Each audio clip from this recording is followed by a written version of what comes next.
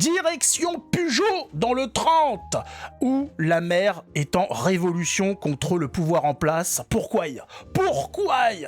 Parce qu'elle ne veut pas construire de HLM. Elle ne veut pas pourrir sa ville avec des logements sociaux qui feront venir, parce que les logements sociaux en eux-mêmes, c'est pas le problème. Le problème, c'est ceux qui sont dedans.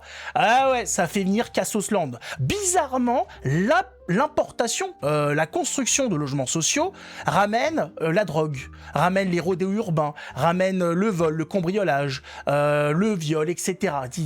Et donc cette maire, malgré que la loi l'oblige, elle ne veut pas pourrir la vie de ses habitants. Elle a été élue par ses habitants. Elle veut respecter les gens qui l'ont mis à son poste. Et donc, voilà, pas de logements sociaux. Malheureusement, vous allez voir, l'État est clair là-dessus. La mixité sociale, tu l'auras dans ta gueule, quoi qu'il arrive. On te pourrira la vie, que tu le veuilles ou pas. C'est ça qui est extraordinaire avec l'État. L'État français est là pour nous casser les couilles, quoi qu'il arrive, même quand votre élu local fait tout pour essayer d'arranger les choses, quitte à payer des amendes et tout, le gouvernement arrive derrière, tu payes tes amendes et on va quand même te niquer derrière, on va quand même te l'imposer, parce qu'il faut que la France entière puisse vivre la merde ambiante, qu'aucun village n'y résiste, parce que ça montrerait, voilà, vous savez, c'est comme il y a eu avec l'histoire du Covid, avec le vaccin, il fallait absolument que tout le monde soit vacciné pour pas qu'il y ait de groupes qui permettent d'étudier la différence entre ceux qui le sont ou pas. Bah c'est pareil, il faut pas de ville qui ne soit pas grand remplacée, qui n'ait pas son enrichissement, parce que sinon on la verrait s'en sortir mieux que les autres et on dirait bah regardez là-bas ça fonctionne. Pourquoi? Parce qu'il n'y a pas de HLM, il n'y a pas de racaille. Donc non, il en faut partout, comme ça il n'y aura pas de comparaison possible, ce sera le bordel pour chaque Français. Il faut prendre sa part de merde. Si t'es pas content, tu vas pas être content. C'est comme ça que c'est. Hein. Mettez un pouce, abonnez-vous et écoutez ces choses incroyables. Si vous êtes dans une ville encore sauvée, vous ne le serez pas pour longtemps. L'État est clair là-dessus. Vous aurez vos migrants, vous aurez vos cassos. Il en va de l'avenir de la République française. On le rappelle. Un charmant village du Gard. Bah attends, t'entends pas. Et sa mère, hors la loi. Aïe. Bonjour madame.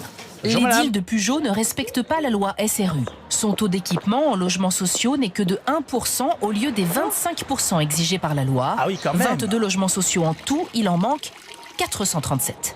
Alors la préfecture a repris la main et préempté cette villa et son terrain de 2700 mètres carrés dans un quartier résidentiel. Bien Elle sûr, sera rasée tout le monde. pour construire 18 logements sociaux. Allez hop. Voilà, vous avez là... Le prix de l'immobilier dans le quartier divisé par 2. Ouais, minimum. Entre guillemets, le lieu du crime. Là, ce sera invendable. Cette propriété qui est là. Là, c'est invendable pour y construire 2 bâtiments. Parce que le village n'a pas assez de logements sociaux, la mairie paie des pénalités. 180 000 € chaque année, impossible de faire autrement selon la maire. On ne peut pas, sur un territoire qui est à 80% inondable ou en aléa feu de forêt, on ne peut pas non plus respecter une loi parce que la géographie de Pujol ne permet pas de respecter cette loi. À moins de, effectivement, détruire le village. Un collectif de riverains s'est constitué, hostile au projet. La question des difficultés de circulation. Leur avocat a déposé un recours au tribunal. Ce projet, s'il sort de terre, il a vue sur toutes les maisons alentours. Quand je dis les maisons, c'est pas le jardin, c'est dans les chambres, dans les salles de bain. C'est le volume qui nous inquiète, c'est le nombre de personnes. Il tourne autour du pot à chaque fois. Dites-le que vous n'avez pas envie de vous faire enrichir, ça va Et plus la vite. hauteur. Pour certains, ils se sont endettés sur plusieurs années. Même s'il advenait qu'ils se disent on va partir, ils ne peuvent plus partir. Eh oui. Parce que la maison va être énormément dépréciée. Ça aurait été du logement privé, ça aurait été pareil pour vous? Complètement. Le problème, c'est pas un problème de destination, c'est un problème de construction. Non, tu mens. De son côté, la préfecture assume et renvoie la responsabilité à la maire. Le seul projet proposé à ce stade par Pujol n'a pas été autorisé car il est en zone agricole. Cette zone, la voici. On arrive sur le lieu où j'imagine complètement la future urbanisation du village. Derrière les cyprès, vous avez la crèche et juste à côté, vous avez l'école maternelle. Donc, à 2 pas de toutes les commodités. Mais la préfecture refuse l'artificialisation des sols et le terrain est classé inondable par ruissellement. On ne peut pas construire des logements sociaux en zone inondable. Il faut des travaux qui s'élèvent aux environs de 700 000 €. Bois-Guillaume, près de Rouen, 15 000 habitants, partait aussi de loin. Désormais, les logements sociaux y sortent de terre à un rythme soutenu. 200 rien que cette année. Comme cet immeuble construit récemment, il suffit de rencontrer ceux qui y vivent pour mesurer à quel point ils sont précieux. Le coin cuisine ouvert, c'est pratique. Ah, ils sont allés voir un Ce boomer couple de retraités dont la femme est en... Et ils ont bien choisi, hein. Voilà, un couple de boomers. Putain, ils ont le droit à ce logement, ça va, on se fait pas chier. situation de handicap paie 550 € par mois pour handicap, 66 d'accord. mètres carrés. Si c'était pas un logement social, on pourrait pas. C'est compliqué, ouais. C'est trop cher. On va garder la même petite vie qu'on a toujours eu et avoir un logement digne, propre. C'est tout ce qu'on demande en fait. Le maire de Bois-Guillaume a trouvé 11% de logements sociaux à son arrivée aux manettes. Il met tout en œuvre pour atteindre 15% l'année prochaine. Ici, à la place d'anciens bureaux, 11 logements sociaux verront le jour en 2026. Ça nous permet en fait effectivement de ne pas consommer des espaces naturels, être obligé de construire des nouveaux bâtiments qui peuvent s'intégrer difficilement dans un quartier, heurter un peu les sensibilités des habitants et on peut bien le comprendre. Un autre projet émergera bientôt à la place de cet ancien hôpital. À force de construire, le maire paiera moins de pénalités. Autre avantage, ces logements supplémentaires bénéficieront à toute la commune en créant de nouveaux services. La chapelle qu'on voit derrière qui a été désacralisée, elle va demain accueillir un restaurant, vous allez avoir des crèches, c'est bien, des progrès, commerces. Des immeubles horribles, des chapelles qui sont désacralisées. La France de demain promet du lourd. Ah ouais, de l'enrichissement partout et de la France nulle part. Eh ben, ça fait plaisir. L'an dernier, 64% des communes ne respectaient pas la loi SRU. C'est beaucoup bien. plus qu'il y a 3 ans, en cause l'envolée des prix du foncier et de la construction.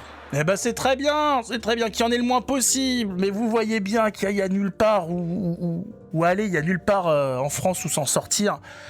Les gens ont reculé, c'est ce qui s'est passé au début de l'immigration, au début du regroupement familial, où il y avait pas mal de Français dans les banlieues parisiennes et dans toutes les autres banlieues. Et on a vu le résultat. Petit à petit, les Français se sont barrés les uns derrière les autres. Vous avez, chez l'INA, le INA, les archives de la télé, vous avez dans les années 70, début 70. On est sur les premiers regroupements familiales. Vous avez des Français qui se plaignent de l'immigration. Des Français qui se plaignent mais qui disent les termes. Qui disent, voilà, les Arabes foutent le bordel. Je cite les propos de cet épisode, de ce documentaire de l'INA, où ils vont à la boulangerie, ils disent, ouais, ils font n'importe quoi, ils foutent rien de la journée, etc. Ceux qui habitent dans les HLM disent, ils cassent les fenêtres en balançant des cailloux, ils volent les mobylettes et compagnie. On est dans les années 70. Les Français qui étaient en banlieue se sont tirés. Bon, en se pensant tranquille ensuite, en partant dans la banlieue proche, enfin lointaine, et en campagne, sauf qu'aujourd'hui ça continue.